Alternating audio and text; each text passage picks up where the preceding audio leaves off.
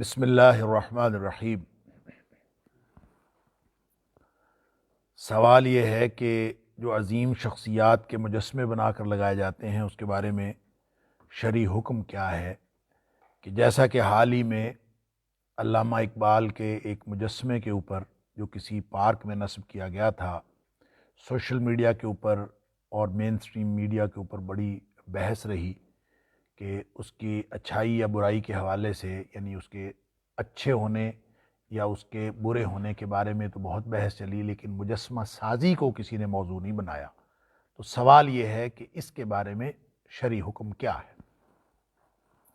دیکھیں، نبی اکرم صلی اللہ علیہ وسلم کے دور میں جو پورا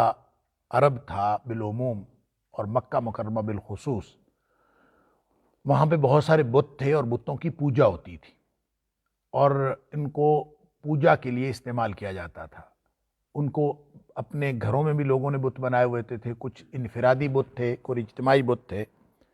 اور ان کی شکلیں بنائی ہوئی ہوتی تھیں، اور یہ شکلیں کس طرح سے بنی اس کی تفصیل امام ابن کثیر علیہ الرحمہ نے جو لکھی ہے تاریخی طور پر، تو اس میں اور مختلف حدیث میں بھی اس کا ذکر آتا ہے کہ بنیادی طور پر یہ بت جن شخصیات کے بنائے جاتے تھے وہ نیک شخصیات تھیں۔ ابتداً جب یہ اول جب بت سازی اور بت پرستی کا آغاز ہوا ہے تو دراصل لوگوں نے بت پوجنے کے لیے نہیں بنائے تھے،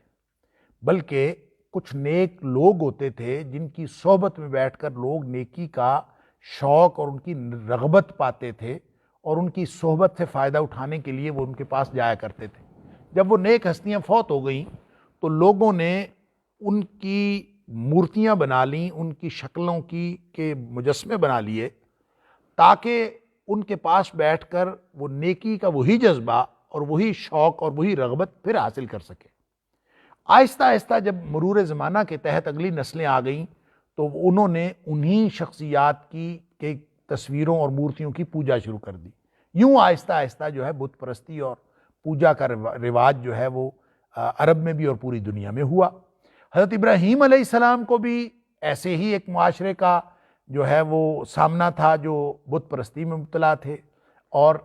ہر دور میں جو بھی بت بنے ہیں وہ کچھ مشاہیر کے مجسمے بنا کر انہی مشاہیر کو پھر بعد ازاں پوجا جانے لگا۔ نبی اکرم صلی اللہ علیہ وسلم نے جہاں توحید کا ایجابی طور پر اور مثبت طور پر جس طرح سے درس دیا، اسی طرح شرک کا جو ہے وہ بہت زیادہ نفی فرمائی اور شرک کا رد بھی فرمایا۔ قرآن نے بھی اس کے بارے میں شرک کے رد میں صرف توحید کا اس بات ہی نہیں کیا بلکہ شرک کا رد بھی کیا ہے۔ لہٰذا نبی اکرم صلی اللہ علیہ وسلم نے اس سلسلے میں ایک حکم یہ ارشاد فرمایا کہ یہ جو تصویر کشی ہے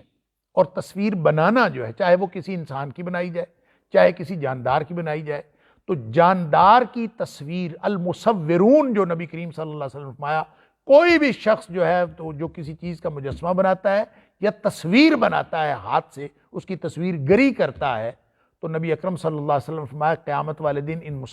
مصورون سے کہا جائے گا کہ اس میں جان ڈالو۔ تو تصویر بنانا جو ہے یہ عمل چونکہ شرک کی طرف رہنمائی کرتا تھا، لہٰذا تصویر بنانا ہی حرام قرار پایا، اور صرف تصویر بنانا ہی حرام نہیں قرار پایا بلکہ تصویر جاندار کی گھر میں لٹکانا، گھر میں رکھنا، یعنی تصویر ہو چاہے وہ مجسمہ ہو، اس کو کوئی شخص اگر گھر میں لٹکائے یا رکھے تو نبی اکرم صلی اللہ علیہ وسلم فرمایا اس گھر میں رحمت کا فرشتہ داخل نہیں ہوتا۔ تو اس کا مطلب یہ ہوا کہ جس پارک میں، جس کمرے میں، جس گھر میں، جس ملک میں مجسمے رکھے جائیں گے انسانوں کے بنا کے یا انسانوں کی تصویریں رکھی جائیں گی، وہاں پہ کم از کم رحمت کا فرشتہ تو نہیں آتا۔ اب جو جدید دور کے یہ جو کیمرے کی تصویریں ہیں، اور خاص طور پہ جو عکسی کیمرہ ہے جو ایک عکس کو محفوظ کر لیتا ہے، پھر اس کے بعد ڈیجیٹل کیمرے آ گئے، تو یہ سارے کے سارے جس میں اصلی تصویریں محفوظ کر لی جاتی ہیں، اس کے بارے میں یہ بحث تو ہو سکتی ہے کہ یہ تصویریں بنانے والے، کیمرے کے ذریعے سے تصویریں بنانے والے بھی اس مصورون کے اس وعید میں شامل ہیں کہ نہیں شامل، جس کے بارے میں نبی اکرم صلی اللہ علیہ وسلم نے فرمایا تھا قیامت والے دن کو جان ڈالنی پڑے گی، اور ظاہر ہے یہ جان نہیں ڈال سکیں گے اور ان کو پھر جہنم ملے گا، تو کیا یہ بھی اسی حرمت میں شامل ہے کہ نہیں؟ یہ بحث تو ہو سکتی ہے، لیکن اس بحث کے اندر کوئی گنجائش نہیں ہے کہ تصویر چاہے اس کیمرے کی بنی ہوئی ہو، چاہے اس کیمرے کی بنی ہوئی ہو، چاہے ہاتھ کی بنی ہوئی ہو، اگر وہ سامنے آویزاں کی جائے گی، ڈسپلے کی جائے گی جہاں کہیں بھی، تو رحمت کا فرشتہ وہاں نہیں آتا۔ لہٰذا جن لوگوں کو تو رحمت کے فرشتوں کی ضرورت ہے، وہ تو نہ اپنے گھروں میں جانداروں کی تصویریں اور مجسمے بنا سکتے ہیں اور نہ رکھ سکتے ہیں، اور نہ ہی وہ پارکوں کے اندر اور ملک کے کسی بھی حصے میں اور سڑکوں کے اوپر کر سکتے ہیں۔ کافر کریں اس طرح کا کام، اس طرح کی یادگاریں کافر بنائیں، لیکن مسلمان جو مومن ہے اس کو کیا ضرورت ہے اس طرح کی یادگاریں بنانے کی؟ اور وہ اگر اس طرح کی یادگاریں بنائے اور یہ کہنا کہ اس کی شکل علامہ اقبال کی نہیں تھی، وہ میں یہ سمجھتا ہوں کہ شکل علامہ اقبال کی نہیں تھی تو شاید چھوٹا گناہ ہے، اور اگر وہ شکل ایگزیکٹ ہوگی تو یہ بڑا گناہ ہے بطور مصور۔ اور اسی لیے تو نبی اکرم صلی اللہ علیہ وسلم نے فرمایا کہ ان کو کہا جائے گا قیامت والے دن، اچھا تم نے شکل بنائی ہے تو پھر اس کے اندر جان بھی ڈالو۔ تو یہ اس کے اندر کوئی بحث نہیں ہے کہ جو ہاتھ سے بنایا ہوا مجسمہ ہے یا ہاتھ سے بنائی ہوئی تصویر ہے، یہ بالکل حرام ہے، اس میں کسی مکتب فکر کا کوئی اختلاف نہیں ہے کہ یہ، البتہ کیمرے کی بنائی ہوئی ڈیجیٹل تصویر جو ہے اس کے اندر تو بہت سارے اختلافات موجود ہیں، اور اس کے بارے میں تو کہا جاتا ہے یہ تصویر چونکہ ہاتھ سے بنائی نہیں جاتی، اس میں مہارت شامل نہیں ہوتی مصور کی، یہ صرف ایک مشینی عکس ہے، لہٰذا یہ اس تصویر کے حکم میں نہیں ہے۔ یہ تو ہو سکتا ہے کہ اس میں یہ گنجائش ہو، اور جو کہ بہت سارے جو جدید علماء ہیں ان کے نزدیک یہ تصویر اس حکم سے خارج ہے، اور بعض جو ہے اب بھی یہ سمجھتے ہیں کہ یہ کیمرے سے بنائی ہوئی تصویر بھی وہی تصویر ہے جن کو مصورون کو نبی اکرم صلی اللہ علیہ وسلم نے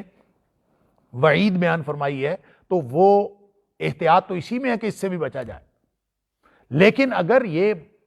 کیمرے کی تصویر اس سے الگ بھی ہے تو زیادہ سے زیادہ اس کی گنجائش نکلتی ہے، باقی یہ جو ہاتھ سے بنانے والی تصویر ہے اس کے بارے میں تو سرے سے کوئی اختلاف موجود ہی نہیں ہے کہ یہ حرام ہے۔ لہٰذا میں خود بڑا حیران ہوں، جو سوال کرنے والے نے سوال کیا ہے کہ کسی نے یہ جو سوشل میڈیا کے اوپر جتنی بحث چلی اسی طرح چلی کہ جو مجسمہ ٹھیک نہیں بنایا گیا اور اس کی اقبال کی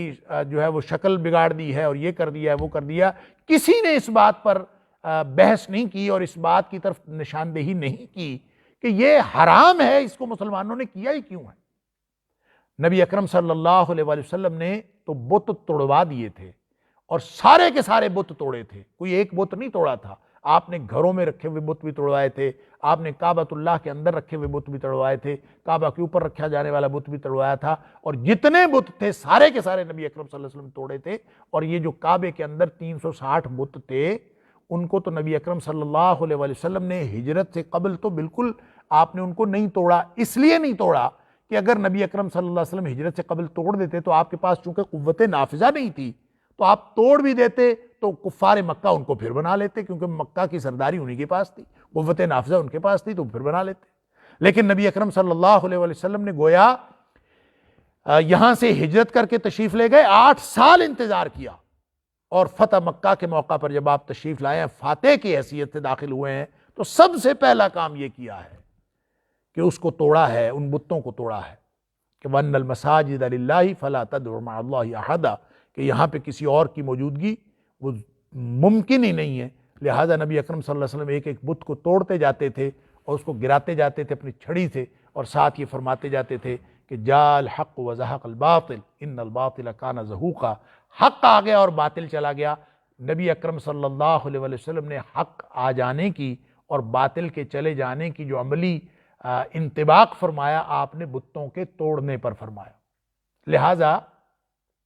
یہ بہت بڑی غلط فہمی اور بہت بڑی کوتاہی ہے مسلمانوں کی کہ ہم نے بحث اس بات پر کی کہ مجسمہ ایسا ہونا چاہیے اور ایسا نہیں ہونا چاہیے اور اس کو کامل ہونا چاہیے۔ بھئی مجسمہ ہونا ہی نہیں چاہیے، مجسمے بنانا، یہ اس طرح کی تصویریں بنانا، مشاہیر کے بت بنا کے رکھنا، یہ مسلمانوں کا کام نہیں ہے، یہ کافروں کا کام ہے۔ مسلمانوں کا کام یہ ہے کہ جو جتنے بڑے بڑے مشاہیر ہیں ان کی اگر راست فکر ہے اور ان کی جو درست فکر ہے اس فکر کو آگے بڑھایا جائے، اس کو فروغ دیا جائے، ان کے کارناموں کا ذکر بھی کیا جائے، ان کو اچھے الفاظ میں ذکر بھی کیا جائے، ان کی فکر کو آگے فروغ بھی دیا جائے، اس پر عمل بھی کیا جائے اور نئی نسلوں کو اس سے روشناس کرایا جائے۔ اور یہ کوئی طریقہ نہیں ہے نئی نسلوں کو روشناس کرانے کا یا ان کے ساتھ عقیدت کے اظہار کا کہ آپ بت بنا کے رکھ لیں۔ لہٰذا ہم سب مسلمانوں کو اور خصوصاً پاکستان کے مسلمانوں کو یہ ہوش کے ناخن لینے چاہیے اور اس بارے میں جو شرعی طرز عمل ہے وہ اپنانا چاہیے، اور وہ کیا ہے کہ مجسمہ سازی یہ حرام ہے اور اس کے بارے میں قطعاً کسی قسم کی گنجائش اور کسی بھی قسم کی مداہنت کا رویہ اختیار نہیں کرنا چاہیے۔ واللہ اعلم بالصواب۔